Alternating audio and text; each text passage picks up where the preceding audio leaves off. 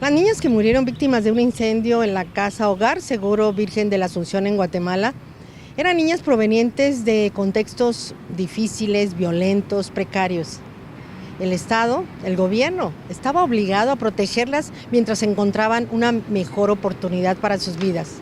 Lo que estas niñas encontraron fue una cárcel llena de vejaciones, llena de abusos, mismos que se materializaron en lo que se convirtió en un infierno que acabó con sus vidas. Vea usted. El siniestro ocurrió en el llamado Hogar Seguro Virgen de la Asunción, un refugio para víctimas de maltrato familiar. 38 jóvenes han resultado heridos. Desde anoche dicen que se armó no sé qué cosa adentro, le pusieron juego a una colchoneta. Los responsables de salud dicen que la cifra de las víctimas mortales puede subir. Llantos desgarrados en Guatemala. Las implicaciones y responsabilidades para el presidente de Guatemala, Jimmy Morales, y para el propio Estado aún no se pueden dimensionar, pero de acuerdo. Que cada entrevista, cada movimiento que pues nosotros podamos hacer, que se dé cuenta el mundo entero, las injusticias que están habiendo aquí en Guatemala. Yo creo que en todos los países, ¿verdad? Pero no como con lo que sucedió acá, que murieron 41 niñas y 15 totalmente quemadas. Y por supuesto, bajo el resguardo del gobierno. Queremos que esas gentes paguen por todo lo que hicieron y que les caiga el peso de la ley, porque no es justo lo que hicieron. ¿Cómo puede ser posible que ellos ahí van a quedar libres y las niñas van a sufrir ahí esa quemazón que estaban diciendo, pidiendo auxilio para que las salvaran y no hicieron nada? Yo pienso que todo esto no querían ellos que se supiera, ¿va? Por todo eso que estaba pasando ahí. Por eso es que pienso yo que tal vez ellos fueron que les amparon fuego a los niños, ¿verdad? Justicia es lo que quiero, porque mire que todas estas niñas que fallecieron en el Hogar Seguro se parecían como que fueran leñas, unas encima de otras ahí, pegadas, toda la ropa bien pegadas, todos sus pies bien quemados, sus manos, sus caras. Imagínense todo eso. Y yo digo, es que esos del Hogar Seguro no pudieron ser más conscientes, no pudieron tener corazón. Porque la mayoría de jóvenes que salen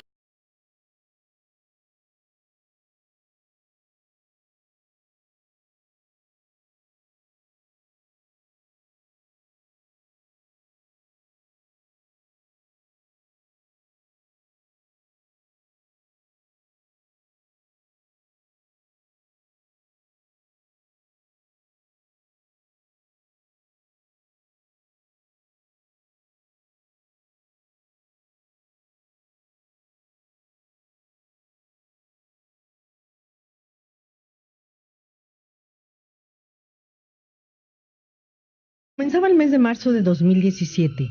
Un grupo de niñas del Hogar Seguro Virgen de la Asunción intentó escapar de un lugar al que habían llegado por nacer en medio de circunstancias desafortunadas, rodeadas de pobreza y pandillas, sin la posibilidad de estudiar. En ese albergue, localizado en las afueras de la ciudad de Guatemala, se toparon con otros adolescentes que habían llegado ahí por razones muy diversas: maltrato intrafamiliar, abuso sexual, explotación laboral o delincuentes que tras cumplir su condena no tenían dónde vivir. 60 niñas escaparon porque la vida dentro se les había vuelto insoportable. Como castigo, fueron encerradas en el pequeño espacio donde 41 de ellas murieron quemadas y 19 quedarían con secuelas de por vida. Fue imposible soportar los más de 300 grados centígrados que las consumió. El maltrato que ellos sufrieron adentro es injusto, porque supuestamente dicen ellos hogar seguro, seguro de que les hicieron lata, seguro que las prostituyeron, seguro de que las drogaban, seguro de muchas cosas. Sí, me decía que las violaban, les daban comida con gusano, los monitores, todos los monitores, los policías pasaban encima de ella, de las patojas más bonitas.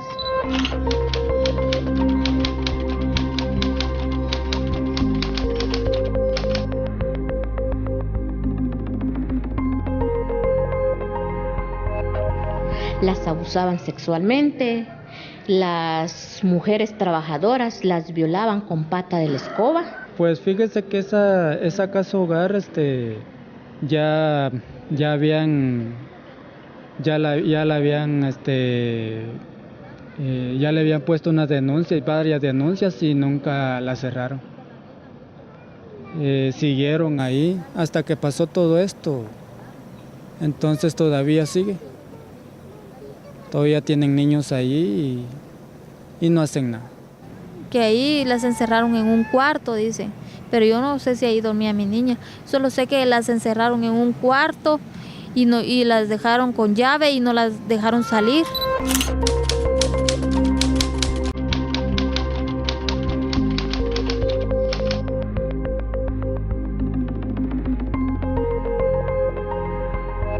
Y eso es lo que yo sé nada más. Pero hubieron muchas que hicieron mucho daño, porque ellas para mí eran como mamás, porque ellas eran las que estaban encargadas de las niñas, de velar por las niñas allá adentro, qué les estaba pasando, que tuvieran su comida, que tuvieran su vestuario, que anduvieran como unas niñas decentes, va. Entonces ellos nunca lo hicieron. Pero lastimosamente ese día no sé qué les pasó. Firmaron, porque ahí está la firma. Es que ahí están las firmas. Sí. Ahí están las firmas y dejaron a las niñas bajo la protección de las fuerzas de seguridad. Y los policías lo que saben dar es palo, pues.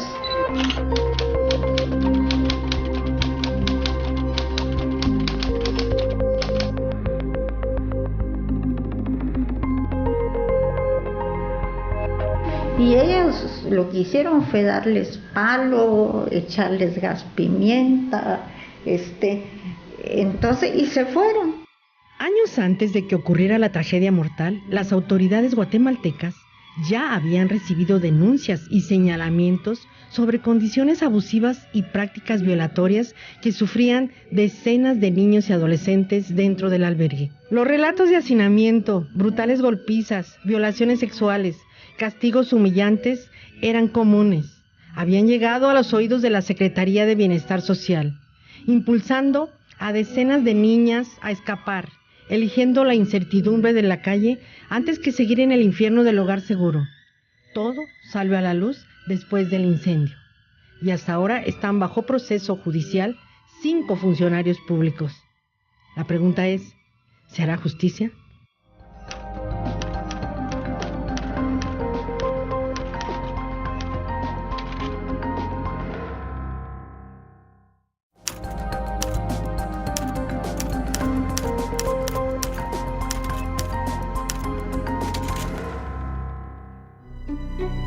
El año 2015 marcó un antes y un después para la justicia guatemalteca.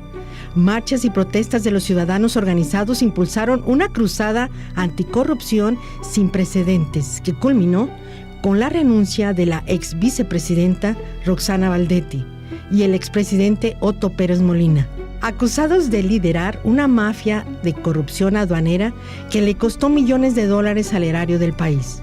Desde entonces, como en efecto dominó, casi todo el gabinete del expresidente ha sido detenido.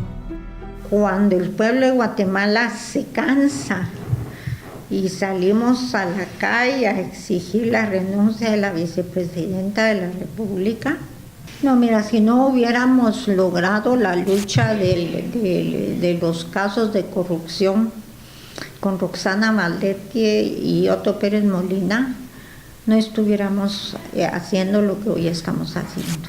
Antes del 2015 eso no hubiera ocurrido, pero se da cuenta, Guatemala ha hecho un parteaguas entre antes de 2015 en la actualidad. Hoy día realmente el funcionario que no cumple, valga la redundancia, con sus funciones, es obviamente materia para poder ser procesado, ¿verdad? E investigado. Y eso yo creo que es bueno, porque hay que devolverle a la administración pública la confiabilidad y demostrar que ser funcionario público es una cuestión de honor y de méritos.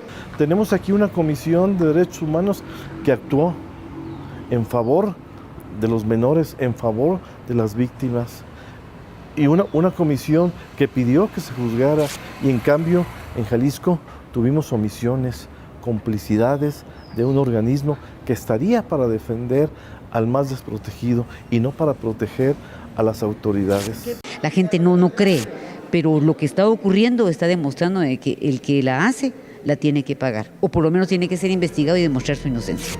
El Hogar Seguro Virgen de la Asunción se fundó en 2010 durante la presidencia de Álvaro Colón. Entonces se inauguró bajo el nombre Hogar Solidario Virgen de la Esperanza. En una dolorosa ironía, en 2012 se cambió de solidario por seguro y se amparó bajo una virgen distinta. El enorme complejo enclavado en un bosque de pinos en el municipio de San José de Pínula, en principio el centro, fue creado para atender a 400 menores. Pero cuando sucedió el siniestro, vivían ahí más de 700 internos.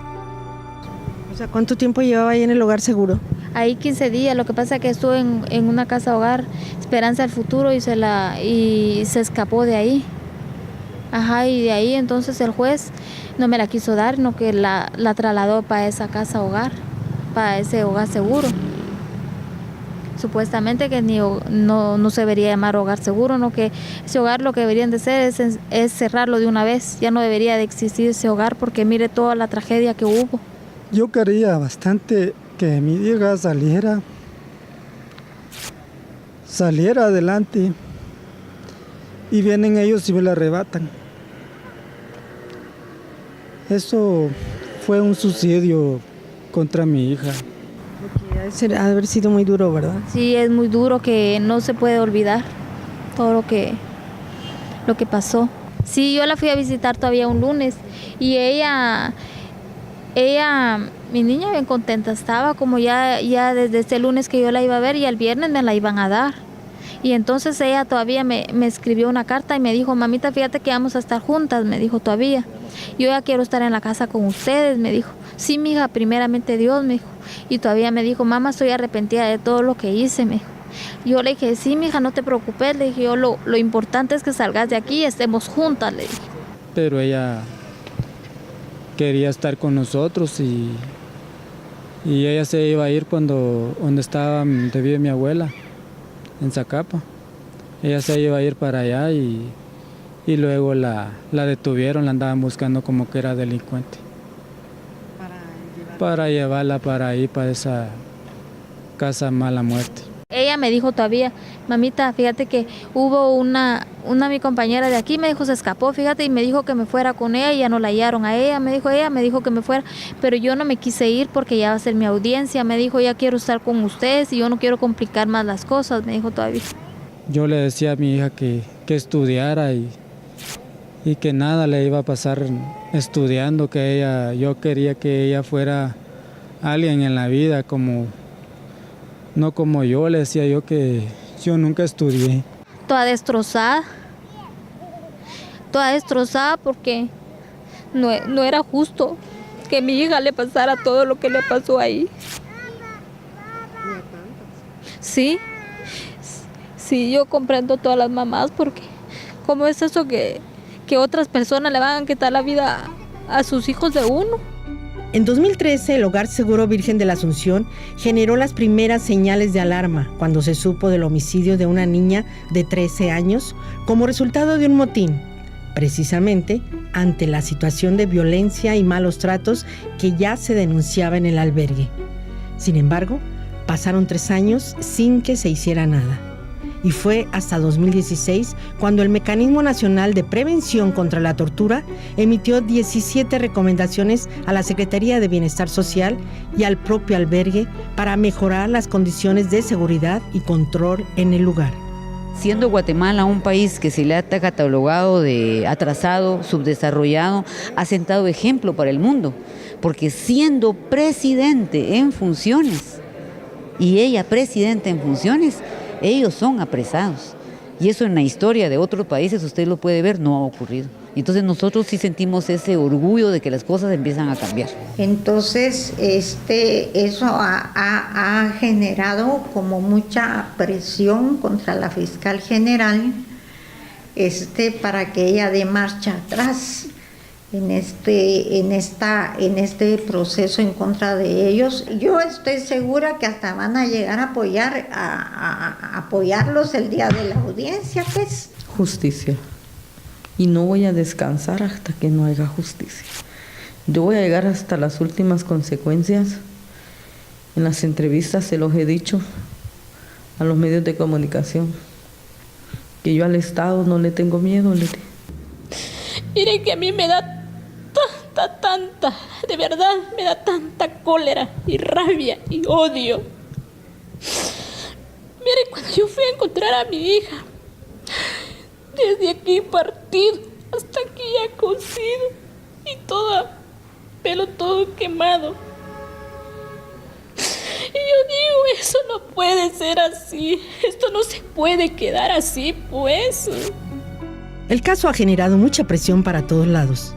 Los recientes escándalos de corrupción han dejado al pueblo guatemalteco sediento de justicia. La Comisión Interamericana de Derechos Humanos se ha involucrado, emitiendo medidas cautelares al gobierno de Guatemala para investigar los hechos y adoptar políticas que eviten la repetición de una tragedia similar. En junio de 2017, la Fiscalía imputó los cargos de homicidio culposo, homicidio, incumplimiento de deberes, abuso de autoridad, entre otros, a Harold Flores, procurador de la niñez de la Procuraduría General de la Nación, a Gloria Castro, defensora de la niñez y adolescencia de la Procuraduría de Derechos Humanos, a Julissa Chamam, jefa del Departamento de Protección Especial contra el Maltrato en todas sus formas de la Secretaría de Bienestar Social, Luis Armando Pérez y Lucinda Marroquín, subcomisarios de la Policía Nacional Civil.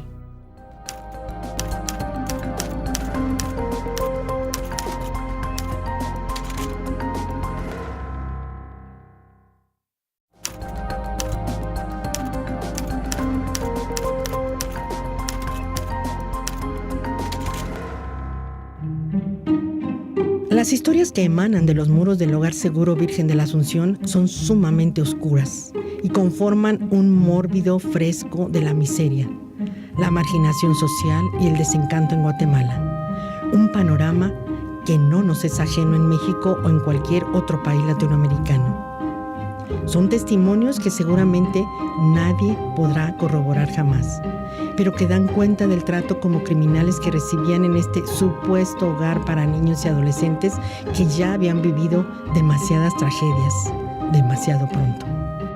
Es que las niñas no eran niñas que tuvieran, digamos, conflictos con la ley penal, pues. Que en lugar de albergue pareciera cárcel. Son unas instalaciones enormes, unas instalaciones muy grandes, unos muros impenetrables. Pareciera que estuviéramos en una cárcel de alta seguridad y no en un lugar en donde los y las jovencitas que estaban o que podían haber estado recluidos ahí tuvieran una readaptación social. Y de coraje que de todo el maltrato que le daban, ellas querían escapar. Y por eso dice que los metieron a un cuarto. Y las patojas puede ser de que tal vez ellas dirían, quemando las colchonetas, los monitores iban a tomar conciencia y sacarlos de ahí, pero lo cual no fue así, porque en lugar de eso le echaron llave. Y me dan comida chuca, me dijo, y a veces duermo en colchonetas, a veces, pero abajo no duermo en cama, a veces en las colchonetas, me dijo. Y a veces está todo húmedo, y ya tenía muchas ronchas porque le echaban demasiado yodo a la comida, dicen las niñas que no se podía comer. Un día antes dice que no las dejaron salir, ni que las niñas se aseaban, ni que se bañaran. Y ahí se hicieron sus necesidades en ese cuarto. Entonces digo yo, ¿cómo va a ser eso que todos los que estaban de turno ese día, miércoles 8 de marzo, pueden estar libres, gozando, comiendo, durmiendo. ¿Y nuestras hijas qué? Pudriéndose.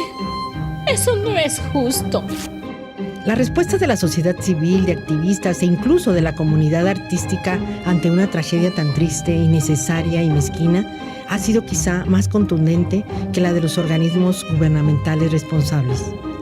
41 pintores se unieron a una iniciativa para crear una pieza en homenaje a cada una de las menores fallecidas. Sus sueños y su impotencia habrán quedado calcinados, pero su memoria y el recuerdo de justicia pendientes persisten. Que el gobierno tendría que haber puesto manos en el asunto y habían denuncias desde el 2010 y no le hicieron caso a las denuncias y no las denunciaban los mamás, no que eran las mismas niñas que habían estado en ese hogar donde se salían, eran ellas las que denunciaban, pero nunca hicieron caso a las denuncias de las niñas. Las patojas sí denunciaron, ellas sí denunciaron, pero no les pusieron atención, no tomaron cartas en el asunto la autoridad de aquí de Guatemala. Las patojas, las que ahora fallecieron, las niñas, así, del hogar seguro. ¿Ellas levantaron denuncia? Ellas levantaron denuncia. También les daban pastillas para dormir en las noches porque les decían que les iba a hacer mal la comida. Me imagino que por el yodo, ¿va? Pero no era así. ¿Por qué motivo la dormían en las noches? No se sabe. A una les daban pastillas, a otras no. Y esas otras niñas, pues por supuesto, las sacaban del módulo para otro lado. ¿Para dónde? No se sabe tampoco. ¿Cómo van a matar a tantas niñas? Son 43 niñas. Imagínense si usted lo había visto todo lo ocurrido, lo que quedó. Mamá, yo no me tomé la pastilla. Y había una niña que no le dieron. Y la sacaron a las 11 de la noche y la llevaron a las 3 de la mañana. Y yo me quedé despierta, esperando a mi amiga. Y le pregunté que para dónde se la habían llevado. Vino ella y le dijo, no te puedo contar. Porque si yo te comento y haces bulla, le digo, o hablas, nos va a ir mal. Y este secreto solamente yo me lo puedo llevar a la tumba y nadie más lo puede saber. Pero la niña no le dijo y ella falleció. Durante una conferencia de prensa ofrecida por los padres de las víctimas en junio de 2017, una de las madres afectadas denunció y reforzó los dichos de que agentes de la Policía Nacional Civil prostituían a las niñas albergadas en el hogar seguro. Hizo un llamado para que otros padres se unieran a los señalamientos sin miedo a amenazas o represalias. Hay funcionarios públicos detenidos, se les ha impugnado cargos y existe una posibilidad seria de que pisen la cárcel. Pero el homicidio de 41 niñas es apenas la punta del iceberg de lo que ocurría dentro de este centro. Y aún hay muchos casos que exigen justicia. Lo van a seguir haciendo y esto no es justo que siga así. Y como muchos nosotros de madres no nos levantamos, no pedimos justicia, esto va de mal en peor. Entonces yo, como digo, quiero justicia y que se haga justicia. Estoy segura que en este caso se va a lograr justicia, que al final del camino se va a lograr justicia. Después de que se dicte sentencia y haya una condenatoria, viene la de reparación digna, se llama, ¿verdad? En donde se establece ya el monto. Nos han dado una lección, y no una lección a México, una lección al mundo, una lección en donde los menores no son invisibles, en donde la justicia se aplica, la justicia es para todos. En Guatemala no hay intocables. Fíjese que ya estaba la audiencia definitiva. Mi hija falleció el 8 de marzo y me lo iban a entregar el 15 de marzo.